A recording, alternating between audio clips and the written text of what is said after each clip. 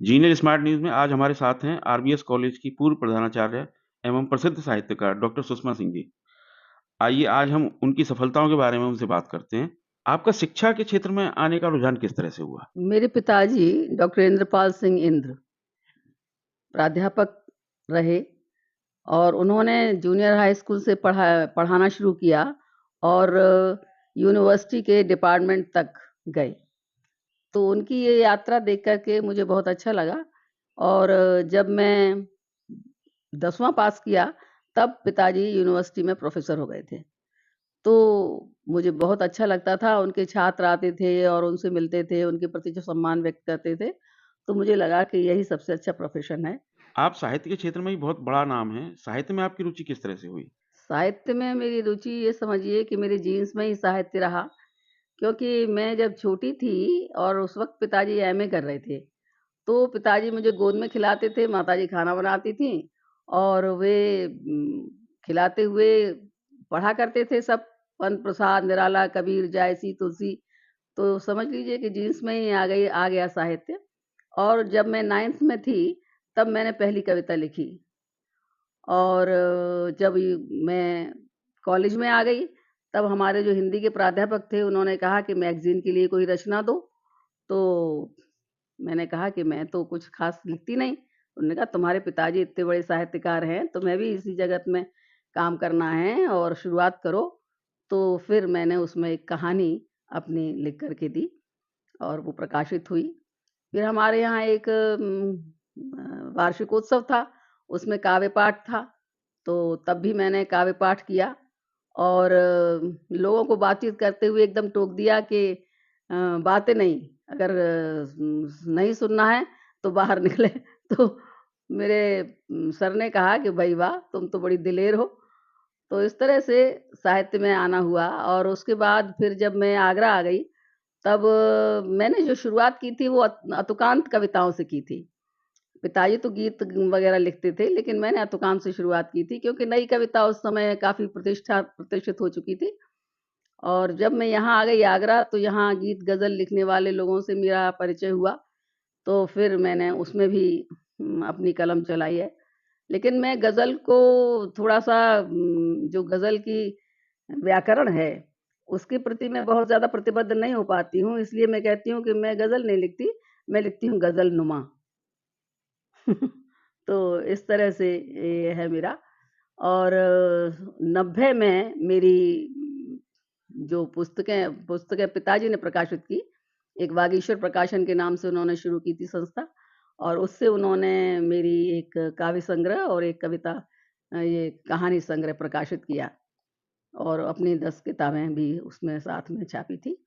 तो इस तरह से प्रकाशन में भी आ गई और फिर धीरे-धीरे अन्य भी रचनाएँ प्रकाशित हुईं। आपकी अब तक कितने पुस्तकें टोटल प्रकाशित हो चुकी हैं? मेरी अब तक 10 पुस्तकें प्रकाशित हो गई हैं। जैसा कि मैंने बताया कि पहला तो पहली किरण नाम से काव्य संग्रह था और दर्द के साए में कहानी संग्रह। उसके बाद में कहानी संग्रह आया कुछ तो लोग कहेंगे और फिर एक राग भाव की कविताओं का संग्रह निकला, एक तुम्हारे साथ होने से। उसके बाद में एक निबंध संग्रह हमने पिताजी और मेरा साझा प्रकाशित हुआ, उसका नाम है मानस के पात्र। और दिवंगत साहित्यकारों पर मैंने एक मतलब पुस्तिका लिखी है, तो उसमें आगरा के सब दिवंगत साहित्यकारों के विषय में लिखा है। ये प्रणवीर चौहान जी के निर्देशन में मैंने लिखा और ये बहुत अच्छी तरह से मतलब प्रसारित हुआ। उसके बाद में फिर एक हाइकू संग्रह निकाला, बूँद-बूँद से घट भरे और एक बाल साहित्य पर मेरे चंदा मामा, उसमें भी 31 शिशु गीत हैं और एक अभी लेटेस्ट जो मेरी रचना है वो है राम कथा हाइकू के झरोखे से। इससे पहले विदुषी विद्योत्तम खंड काव्य लिखा मैंने हाइकू में और उसको सम्मान भी मिला और माना सम्मान राशि के साथ में सम्मानित किया गया। विक्रमशिला यूनिवर्सिटी ने उसे सम्मानित किया और मेरा शोध प्रबंध प्रकाशित हुआ, वो है स्वातंत्र्योत्तर हिंदी उपन्यासों में युगबोध की का अनुशीलन। तो उसका भी काफ़ी अच्छा प्रतिसाद मिला मुझे। और जो कि मैंने अध्यापन में रही हूँ, तो शोध छात्र 36 शोध छात्रों को मैंने मतलब गाइड किया। और मेरी एक पुस्तक पर भी, कहानी संग्रह है मेरा, उस पर भी एक लघु शोध लिखा गया। तो ये एक मतलब मैं इसे अपनी उपलब्धि मानती हूँ। तो इस तरह से साहित्य जगत में और हम लोग गोष्ठियाँ नियमित रहती हैं, उनमें आना-जाना रहता है। और ऑथर्स गिल्ड ऑफ इंडिया जो कि राजेंद्र अवस्थी जी ने शुरू की थी, उसकी सदस्यता ग्रहण की हुई है, तो उसके भी वार्षिक अधिवेशन होते हैं। और दिल्ली पुस्तक मेला में भी उसका एक प्रोग्राम होता है, वहाँ नियमित जाना रहता है। इस प्रकार साहित्यिक गतिविधियों में अच्छी रुचि है मेरी। और इसी रुचि के चलते हमने एक साहित्य साधिका समिति भी बनाई है, जो जिसमें महिलाएँ ही सदस्य हैं, करीब 65 महिलाएँ हैं और सभी लिखती हैं, ये ख़ास बात है। और उनको प्रोत्साहित करने के लिए हम एक वार्षिक पत्रिका भी निकालते हैं, सुवर्णा के नाम से। और उसका जब हम लोकार्पण करते हैं, तो नगर के सभी गणमान्य साहित्यकारों को आमंत्रित करते हैं और बहुत अच्छा कार्यक्रम रहता है।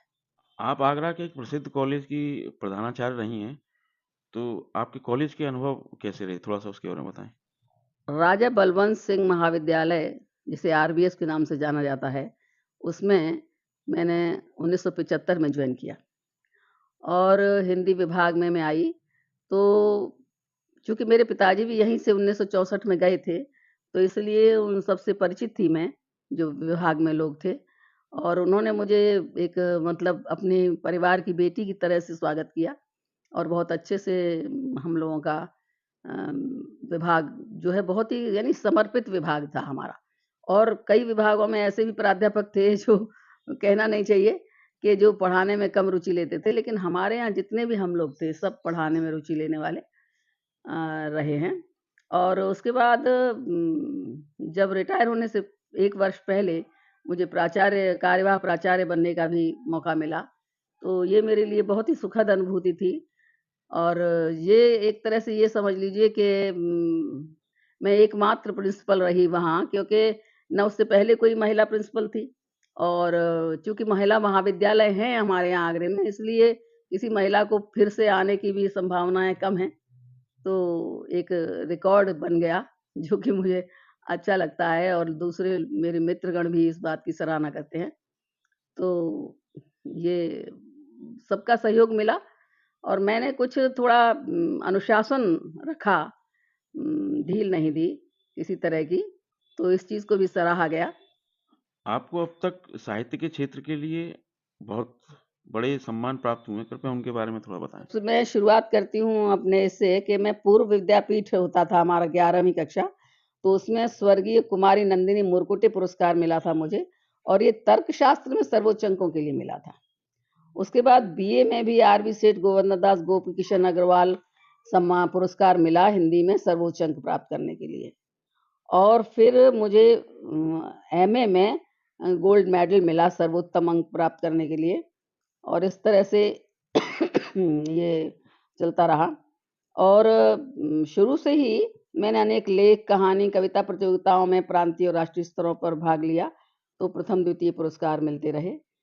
एक खास पुरस्कार जो कि याद रहता है, गांधी जन्म शताब्दी वर्ष में Indian council for international corporation द्वारा आयोजित 16 भारतीय और 8 विदेशी भाषाओं की अंतर्राष्ट्रीय निबंध प्रतियोगिता थी गांधी जी पर।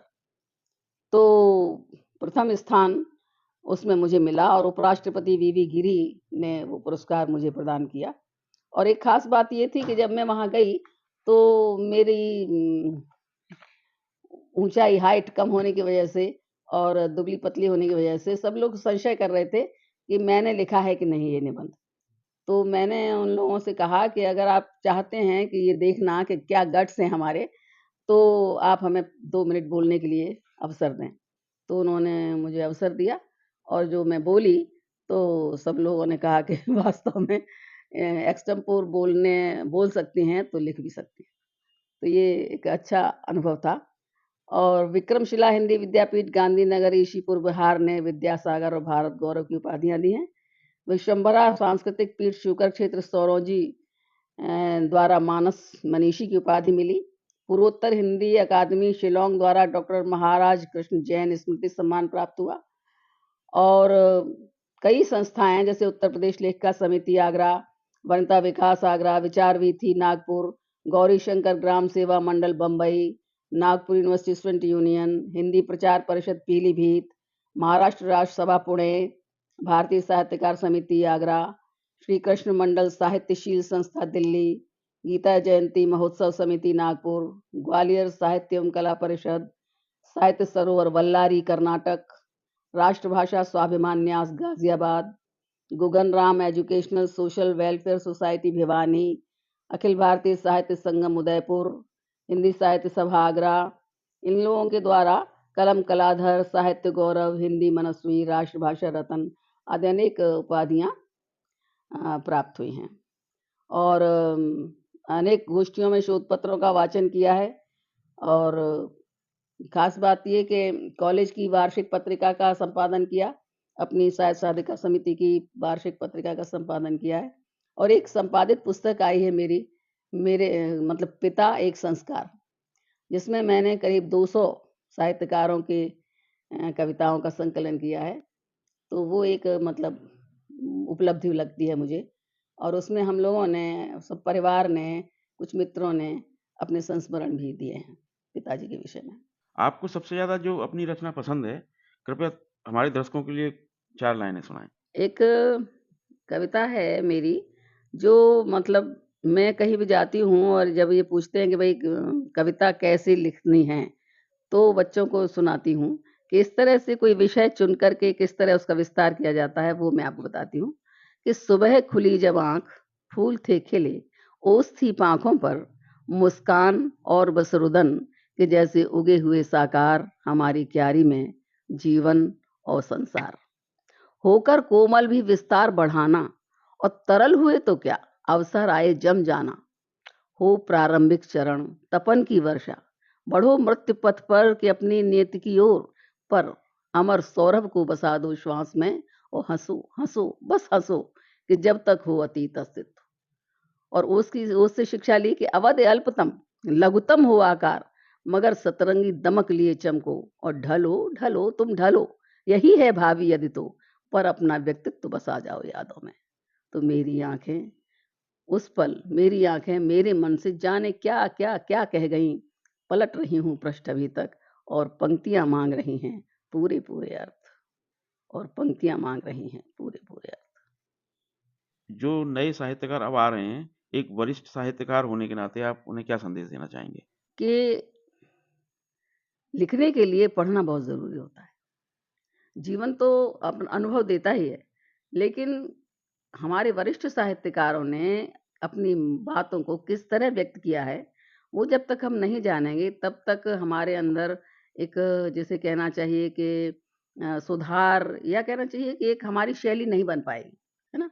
तो इसलिए मेरा नवीन साहित्यकारों से ये कहना है कि पढ़ें काफ़ी और चिंतन मनन करके अपनी बात को कहें। दूसरी एक बात ये भी कहनी है कि अपनी रचना को अंतिम स्वरूप देने से पहले कम से कम 4-5 बार पढ़ें, क्योंकि अपनी ही रचना को जब हम पुनः-पुनः पढ़ते हैं तो उसमें कुछ न कुछ सुधार होता रहता है।